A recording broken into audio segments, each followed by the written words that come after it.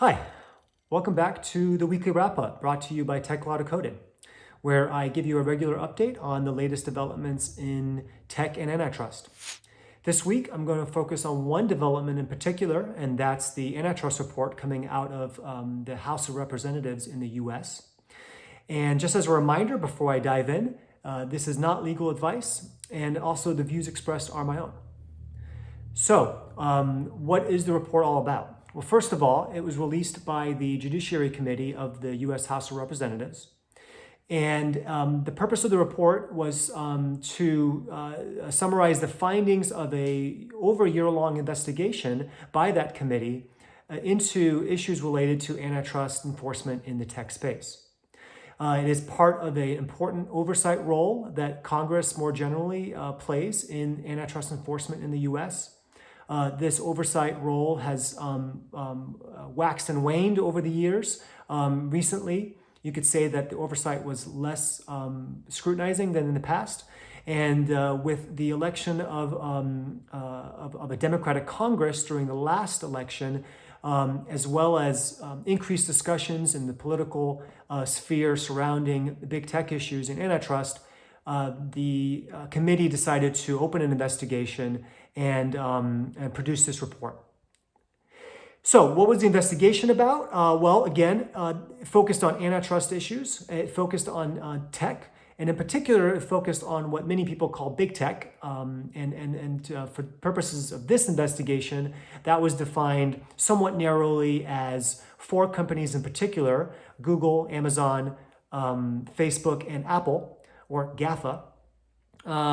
And the process for the investigation included what appears to be extensive fact-finding, including interviews with third-party participants, which would be mainly business users affected by those companies, as well as the highly publicized hearings in which the CEOs of those companies testified before the committee, about a month ago now.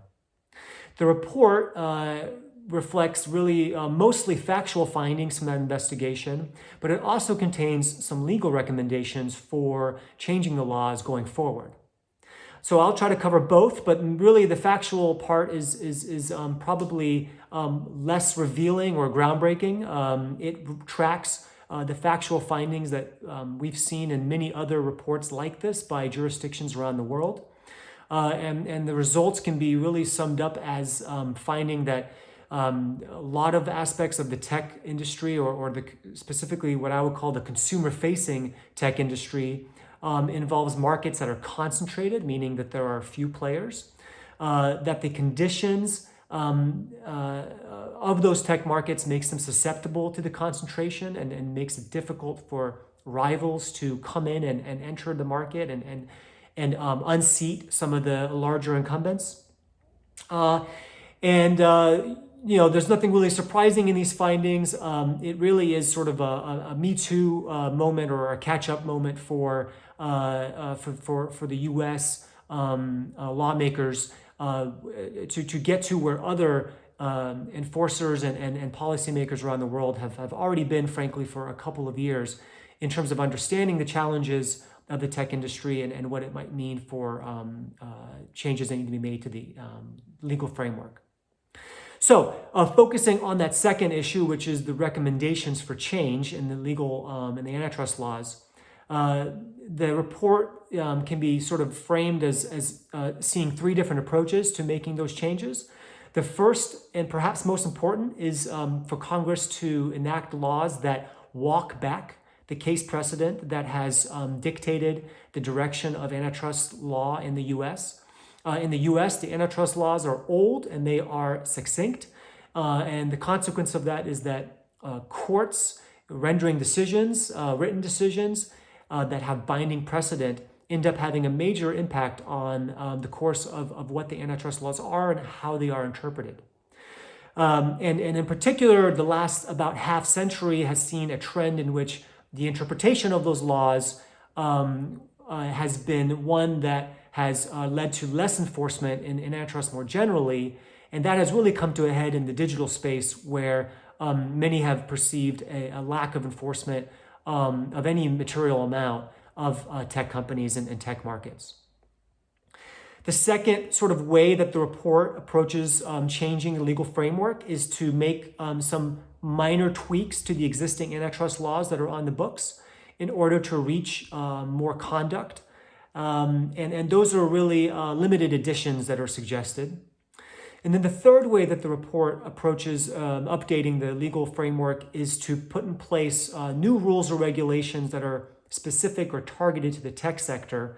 And there, the recommendations are probably at their most high level or almost vague level of all the specific recommendations that are in the report. So digging into the substance of those recommendations, my review of it reveals really three main noteworthy categories of recommendations. The first and perhaps the most controversial is a recommendation to for Congress to cause some structural separation of big tech companies. This refers to an old power of the US Congress, which has been applied in the railroad industry, the telecom industry, even the banking industry. And its modern day iteration can be sort of summed up by what we've heard in the political process and perhaps other places described as breaking up big tech. But there's another component to it, which is not just causing separation of existing businesses, but also putting in place rules that would prohibit certain dominant tech platforms from operating in adjacent business lines. So that would be sort of a permanent separating out the existing relationships that are there now and then preventing them from reoccurring with the same companies or occurring with large new companies in the future. No specific companies or business lines are really identified as being subject to this sort of what many would view drastic remedy.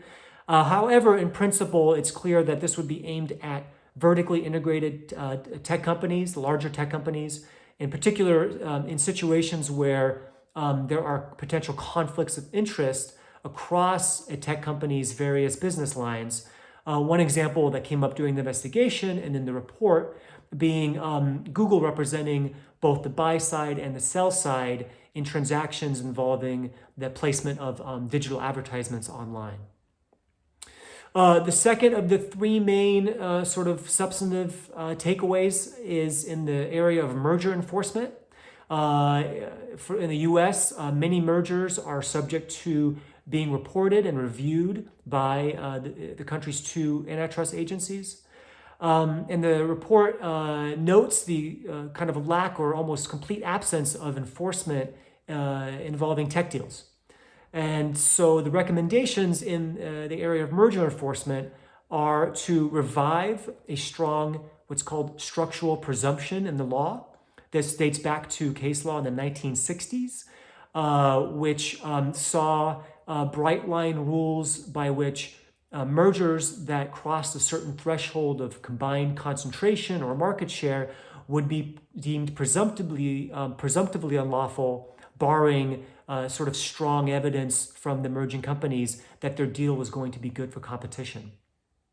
The transition since that time in the case law has been away from structural presumptions and in favor of what is referred to as a detailed competitive effects analysis, which means that governments, agencies, or private plaintiffs looking to bring enforcement actions involving mergers have to get into the nitty and gritty of proving that a merger will actually have a harmful effect on competition in order to block the deal.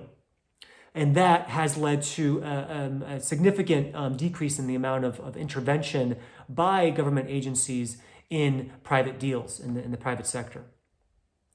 The other aspect of the report's recommendations that have to do with the merger laws would be to make some slight amendments to the existing law in order to make clearer that government agencies have the power to go after mergers that could create monopolistic or non-competitive conditions in their incipiency, meaning the standard would be lowered so that enforcers could go after deals that stop concentration earlier in the process as opposed to waiting for the market to get very concentrated before stepping in and intervening. All of this is a reaction to concerns that there have been a lot of acquisitions in the tech sector that have been called killer acquisitions, or more traditionally would be called potential competition cases, in which large tech incumbents are able to acquire smaller rivals before they reach any sort of critical mass in the market, and thereby prevent competition from emerging in a tech market. The last of the three categories in the report, in terms of the specific recommendations, would involve what in the US are called the monopolization laws. So these are laws that prevent already dominant or companies with strong market power from engaging in certain conduct that could harm competition or prevent rivals from competing more effectively.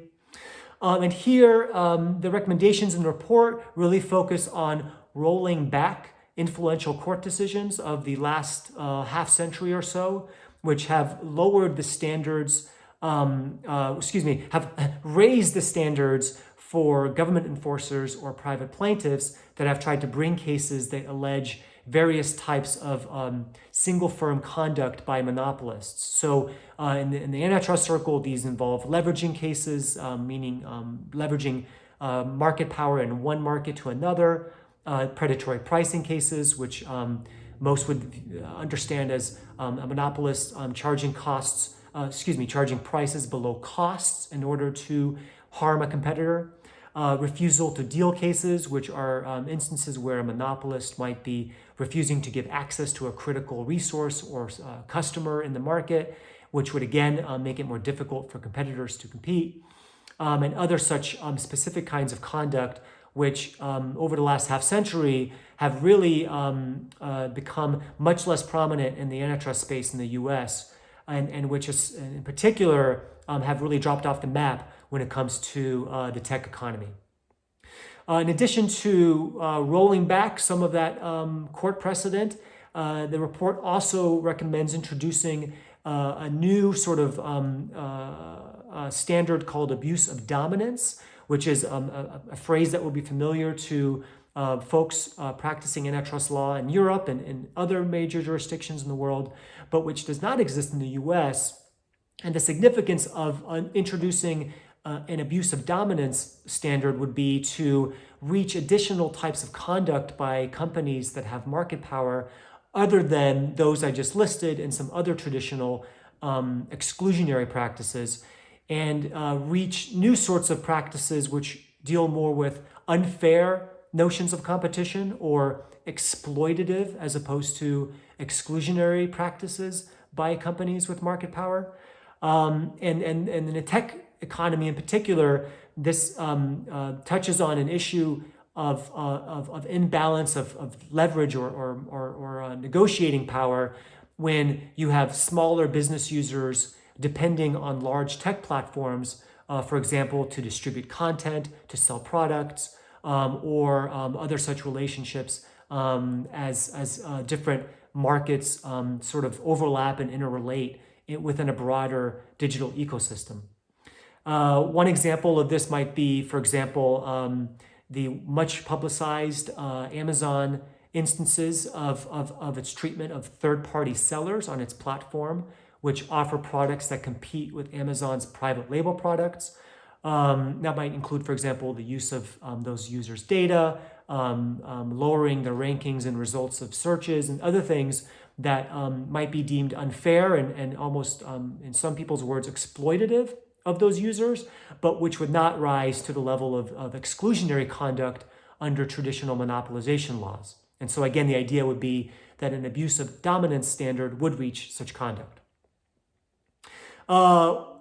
Finally, one noticeable absence from the report and in terms of specific recommendations has to do with the consumer welfare standard, which has been very much in the discussion over proposed reforms of the antitrust laws for the new tech frontier. And in particular, many have come to view that standard as being overly narrow in terms of the sorts of harms to competition that are protected by the antitrust laws.